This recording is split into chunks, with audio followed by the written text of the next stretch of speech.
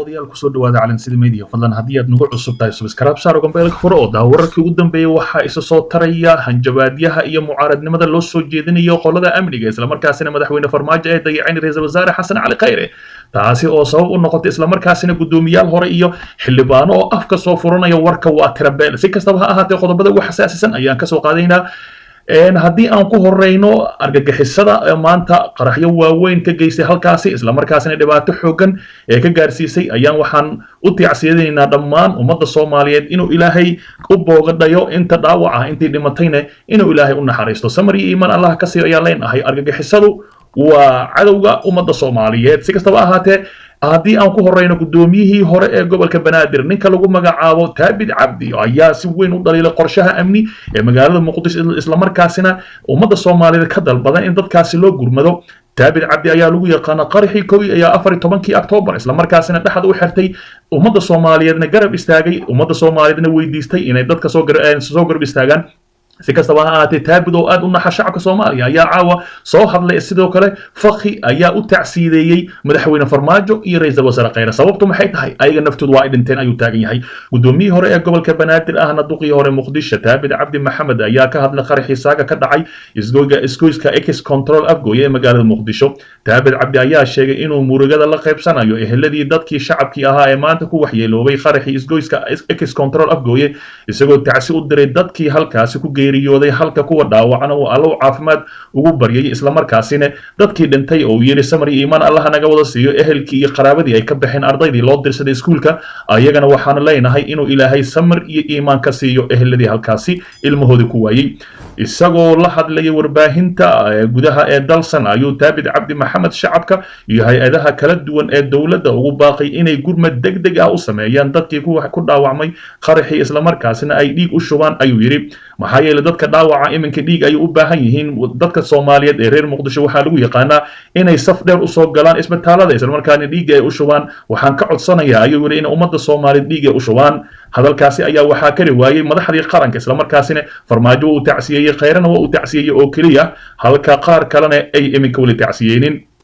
David ayaa tilmaamay in qorshihii amniga ee dawladda Soomaaliya ay muuqato inaan loo fulin sidii loogu talagalay maxaa yeelay in halkaasi ay taalo rag aan waxba qaba karin isla markaasina xilalka amniga ay hayaan aan la doonayn in halkaasi laga bedelo maadaama raggaasi loo haysto xil jeclaysi David ayaa ku baaqay in si degdeg ah wax loogu bedelo qorshaha amniga ee dawladda Soomaaliya isla markaana la fiiriyo ayuu yiri dadka halkaasi ku dhimanaya waa dad Soomaaliyeed dadka la xasuuqayo waa dad Soomaaliyeed hantida gubanaysa waa reer Muqdisho ayuu yiri waxaan ka codsanayaa in fiiro gaar loo sameeyo amnigan wax badan laga bedelo khasaaraha isugu jira dhimasho iyo dhaawac ayaa ka dhashay qaraxa waxaana ku geeriyooday in ka badan 79 ruux ama 80 ruux iyadoona ay ku dhaawacmantay sida la sheegay in ka badan 100 qof halka warbaahinada qaar ay sheegayaan 120 qof waxaana ku jira arday ee dhiganaysay jaamacadda Banaadir si kastaba ha ahaatee arrintaasi ayaa murugo weyn ku xambaartay oo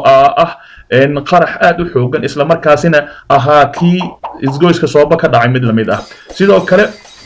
Fakhi ayaa sabab yaab leh ugu tacsiiday madaxweyne Farmaajo iyo ra'iisul wasaare Xasan Cali Khayre xildhibaan Axmed Macalin Fakhi oo ka tirsan golaha shacabka ee baarlamaanka Soomaaliya ayaa ka tacsiiyay dadkii ku waxyeeloobay qarxii saaga ka dhacay magaalada Muqdisho asagoo sheegay in dhankooduna uu tacsiyeynayo asigoo sheegay dhankiisana u tacsiyeynayo laamaha amniga iyo madaxda dawladda federaalka Soomaaliya gaar ahaan madaxweyne Farmaajo iyo ra'iisul wasaare Xasan Cali Khayre xildhibaan Fakhi ayaa waxa uu taagan yahay kaliya uma tacsiyeynayo dadkii halkaasi ku dhintay waxaa sidoo kale u tacsiyeynayaa Farmaajo iyo ra'iisul wasaare Khayre sababtuna maxay tahay xildhibaan Fakhi ayaa sheegay in sababta uu ugu tacsiyeynayo ay tahay inay gabeen ilaalinta shacabka la xasuuqayo maalin walba taas bedelkeeduna uu madaxweynaha kaligii la daala dhacay oo yiri sidoo asigu amnigiisa u sagi lahaa taasi oo sabab u yeelay in madaxweyne Farmaajo uu asiga naftigiisa cabsi la taagan yahay sidoo amnigiisa u sagi lahaa waxaan rabaa inaan u tacsiyeeyo oo yiri hay'adaha amniga waxaan u tacsiyeynayaa ra'iisul wasaareheena waxaan u tacsiyeynaynaa ayuu yiri madaxweynaheena oo runtii waxaan tacsi ahayn kari waynay ayuu yiri dadka la xasuuqayo ay iyaga amni ka sugayaan madaxweynihii uu isku soo koobay oo yiri sidoo asiga isku sugu lahaa amnigiisa oo xeyndaabka madaxtooyada oo ku xirto dhagaxaan iyo ciid ayuu yiri xildhibaan Axmed Fakhi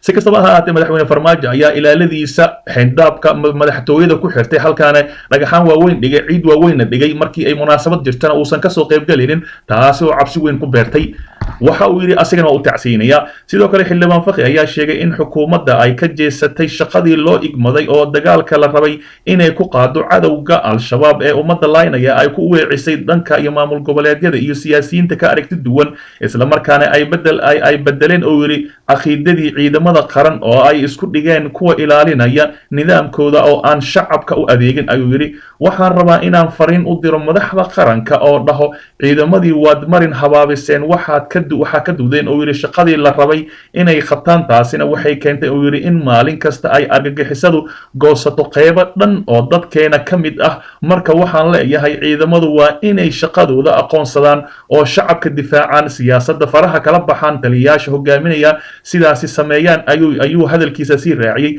xildhibaan fakhi. madaxweynaha ayuu kala taliyey inuusan mar dambe ciidamada qaranka iyo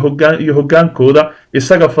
wuxuu yidhi isagoo fiirinaya siduu kursigiisa ugu ilaashan lahaa. ayuu yidhi xildhibaan fakhi ayaa sheegay in markii uu dhacay qaraxa soobe madaxda hadda joogta dowladda lagu sheegayo in dadka ay ka been sheegtay islamarkaasina ay ku sheegtay 30 qof ay ku dhinteen qaraxii islamarkaana iyagoo hubsan ay fagaaraha la soo istaageen waxaa dhimatay 30 qof oo keliya si lamid ah. taasina uu hadda filayo in weliba been loo sheegayo. ayuu yidhi madaxda oo aysan ka warqabin khasaaraha ka dhashay qaraxii saakay khasaarihii saakay halkaasi lagu xasuuqay dad shacab oo aad u fara badan. si kastaba ha ahaatee xildhibaan fakhi ayaa inta badan weerar culus ku qaada madaxda dalka Soomaaliya islamarkaasina dhegta dhiigga u dara. si kastaba ha ahaatee waxaa isa soo taraya khilaafka xooggan ee iminka soo kala dhexgalaya mucaaradka iyo dowladda federaalka Soomaaliya. dhinaca kale war farxad leh ayaa la sheegayaa dowladda federaalka Soomaaliya ayaa dadaalo xooggan u wada sidii ay dalka dibadiisa ugu qaadi lahayd dhawacyadii maanta halkaasi ka dhacay. wasiirka arrimaha dibadda iyo iskaashiga caalamiga ah mudane Danjire Axmed Ciise Cawad oo ay weheliyaan wasiirka gaashaandhigga iyo warshadaha mudane Enge injineer Cabdullaahi Cali Xasan iyo wasiir dowlaha xafiiska ra'iisul wasaaraha mudane Cabdullaahi Xaamud Maxamed ayaa maanta oo sabti ah ama caawa xilligii dambe waxa ay booqdeen dadkii ku dhaawacmay qaraxii maanta ka dhacay isgoyska Ex Control Afgooye. wasiir Cawad waxa uu tacsi tiiraanya leh u diray qoyskii dadkii dhibka ka soo gaareen weerarkii bahalnimada leh isagoo u rajaynayay kuwa ku dhaawacmay bogsiimo degdeg ah. waxaanu sii xoojiyey adkaysiga shacabka Soomaaliyeed isagoo sheegay in xukuumadda federaalka Soomaaliya ay sii wadi doonto dagaalka ay kula jirto argagixisada iyadoo adkeyn doonto u yiri nabadgelyada dadkeeda. waa sidoo hadalka u dhigay intii uu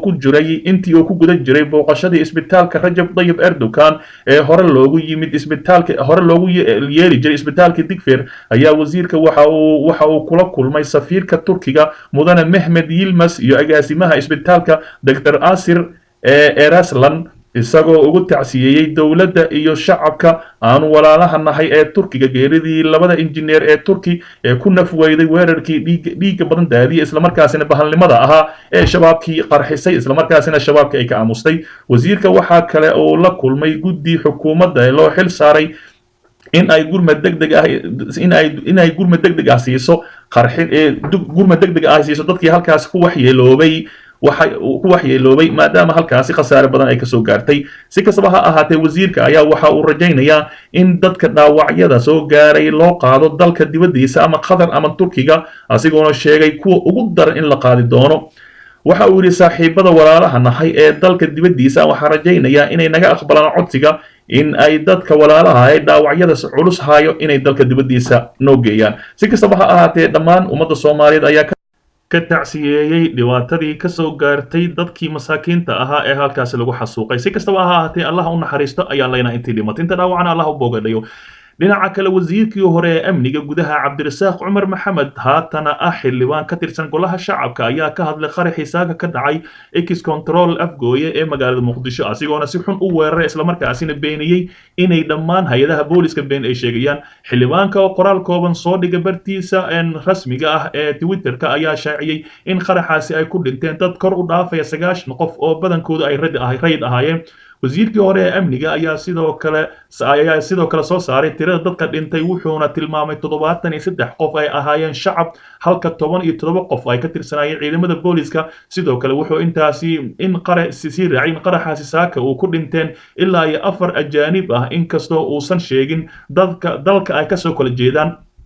sidoo kale wasiirkan ayaa waxa uu ahaa xilligii xasan sheekh maxamuud wasiirka arrimaha gudaha asigoona in badan fashilkiisa lasoo bandhigi jiray weli dowladda Soomaaliya ma shaacin khasaaraha ka dhashay weerarka rasmiga ah ee ismiidaaminta ahaa balse gudoomiyaha maamulka gobolka Banaadir Cumar Finish ayaa sheegay in khasaaraha dhimashada iyo midka dhaawaca uu aad u badan yahay sidoo kale duqa Muqdisho ayaa xusay in weerarkani la damacsanay in lagu fuliyo caasimadda si loola beegsado xarumo iyo mas'uuliyiin muhiim ah isla markaasina khasaaraha intaan ka sii badan lahaa xaaladda ayaa haatan ah mid degan iyadoona uu burburka xooggan soo gaaray dhismayaashii ku ag yaalay halkii uu qaraxa uu ka dhacay si kastaba ha ahaatee qaraxani ayaa faallo badan waxay kasoo kala saarayaan dadka mucaaradka iyo muxaafidka ah siyaasiyiinta xildhibaanada wasiirada dhammaan ayagoo ka codsanaya in amniga wax badan laga bedelo si kastaba ha ahaatee dalkeena allah noo hagaajiyo ayaa leenahay daawadayaal halkaa naga daawanaysa waa Calansida Media fadlan la joog